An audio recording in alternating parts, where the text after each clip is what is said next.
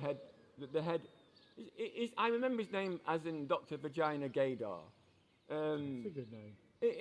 Admittedly, the staff took to that like a house on fire. There's a man at New Raigmore Hospital, mental hospital, called Elvis, an African man. I was on the phone and a guy had just come up to me and said, "My name's Jesus." It's not. It's Robert or something. Don't worry about that. When he gave me his address when I left, he put his real name and address, and I was like, all right. And but then immediately a black man comes to start work, and an orderly or whatever they're called, and he says, "I'm called Elvis." I'm on the phone to my sister-in-law, and we're in hysterics. And I said it for a while that anyone who hires a man called Elvis to work in a mental hospital has got a sense of humour.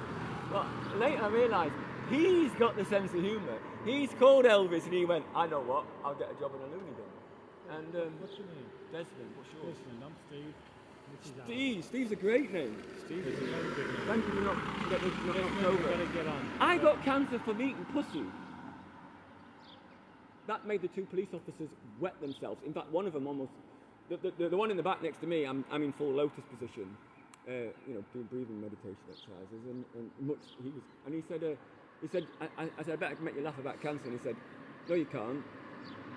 He wet himself. His mate almost crashed the car laughing, and I looked him straight in the eye and said, "I can make you laugh about paedophilia, but I won't." That's a good thing. Billy Connolly said that every time he even broached the ballpark of perhaps telling people about his sexual abuse as a child, he said the chill in the auditorium, and that's why he always backed away, and that's why his wife wrote about it in the book. Are you on holiday? No, we live here. Oh, you live here? Oh, why live there? I'm not a transvestite, transsexual, and I don't try to look like a woman. I do believe in equal clothing rights, and apart from anything else, you take 10 metres walk from one place to another, and what a man wears and what a woman wears completely changes. Yeah. It's confusing. If I go to Africa and then travel back in the same clothes, in Europe I'm wearing a dress, in Africa I'm respectful. It's amazing how sometimes it goes the other way around. Yeah. I've got samurai trousers, everyone thinks are culottes. Good meeting you, buddy. It's really nice meeting you. I am looking for friends. I'm just saying, that's all. We're always friendly. I know. Steve and Colin.